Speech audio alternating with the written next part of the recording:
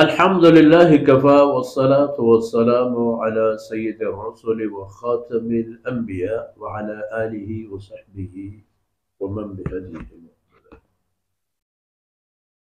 أعوذ بالله من الشيطان الرجيم. إن تدعوهم لا يسمعوا دعاءكم ولو سمعوا ما استجابوا لكم ويوم القيامة يكفرون بشرككم ولا ينبئك مثل خبير.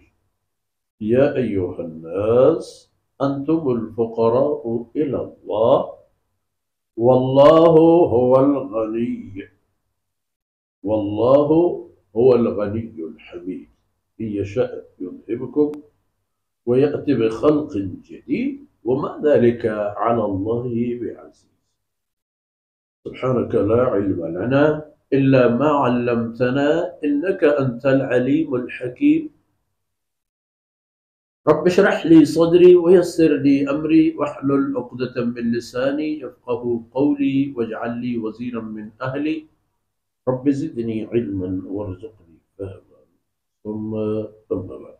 گرامی قدر بھائیو بہنوں اور پیارے بچوں، والذین تدعون من دونه ما يملكون من قطمیر، جن کو اللہ کے بغیر تم لوگ معبود کا درجہ دے چکے ہو، ان کو اپنی حاجتوں سے متعلق پکارتے ہو.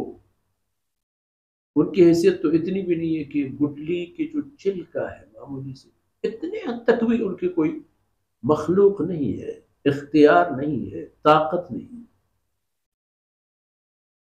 اور ان کی ایک حالت یہ بھی ہے کہ ان تدعوہم لا يسمعوا دعاکم، چاہے جتنے بھی پکارو، فریاد کرو، یا فلاں یا فلاں، لا يسمعوا دعاکم، تو تمہاری آواز ہی سنتے نہیں. لا يسمعوا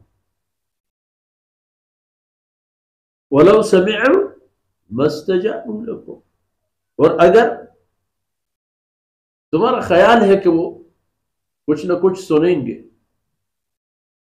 تو یاد رکھیے ما استجابوا لكم، وہ تمہاری دعا اور پکار اور فریاد پر پہنچے گی بھی نہیں، یعنی دعا قبول نہیں کر سکے.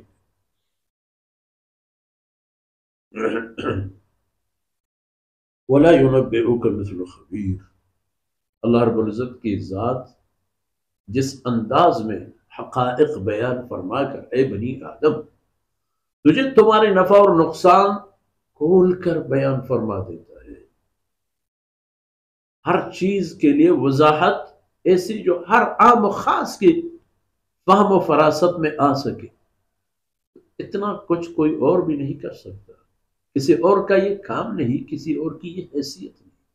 یہ شان اور کمال صرف اللہ کی ذات کی ہے کہ وہ آپ کو تمام حقائق سے باخبر کرتے ہیں، اور جس طرح اللہ باخبر فرما دیتا ہے کسی اور میں یہ سکت نہیں ہے.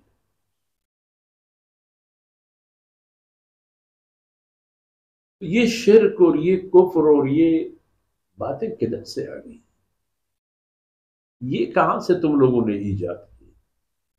یا ایھا الناس، اے بنی آدم، یا ایھا الناس، یا ایھا الناس، اے انسانیت، پوری کی پوری انسانیت، جب سے تب تک کوئی انسان ہے، ہوگا، ہر انسان کو یہ چیلنج ہے، یہ پکار ہے کہ یا ایھا الناس انتم الفقراء الی اللہ، اے بنی نوع انسان تم اللہ رب العزت کے بارگاہ میں محتاج ہو، اللہ رب العزت کی طرف حاجت مند ہو. تیری تمام حاجتوں کی چابی اللہ رب العزت کے پاس ہے. انتم الفقراء الی اللہ. کوئی کائنات میں، مخلوق میں، کوئی بھی ایسا مخلوق نہیں جو اللہ کا محتاج نہ ہو.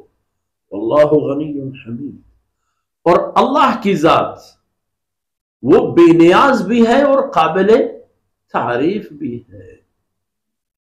جتنی بھی تعریفیں ہیں وہ تو شائستہ ہے اللہ کی ذات کی، اور غنی تو صرف اللہ کی ذات ہے جو کبھی بھی کسی بھی معاملے میں کسی کی بھی محتاج نہیں رہے گا، چاہے انسان جس طرح بھی رشد اور تکامل کی طرف چلے جائے، ان کی ہر چیز جدید ترین ہو، سمارٹ ہو، اور وہ خود ایسی مخلوق بنانے پر کامیاب ہو جائے کہ جنہیں مصنوعی ہوش کے ذریعے سے وہ کام پر لگا سکے، اللہ کی محتاجی اپنی جگہ بالکل برقرار رہے، اس سے کوئی استثناء نہیں ہوگا۔ ان یشاء یذہبکم ویأتی بخلق جدید، اگر اللہ چاہے تو میں اس صفحہ ہستی سے مٹا دوں، کوئی دیر نہیں ہوگی۔ وَيَأْتِ بِخَلْقٍ جدید، اور تمہاری جگہ کوئی اور مخلوق لا کر آباد کر دے، کوئی اس پر ممنوعیت نہیں لگا سکتا کہ یہ کیا کر رہے ہو، کیوں کر رہے، اس کی مرضی۔ وَمَا ذَلِكَ عَلَى اللَّهِ بِعَزِيزٍ، اور یہ سب کچھ اللہ کے لیے مشکل نہیں ہے، یہ مشکل کام نہیں ہے، بہت آسان معاملات ہیں اللہ کے لیے۔ تو اللہ رب العزت کی یہ بات ہے، تو شرک اور کفر کے بجائے اس عقیدے کو اپنے دل و دماغ میں پختہ کر لو کہ انتم الفقراء الی اللہ،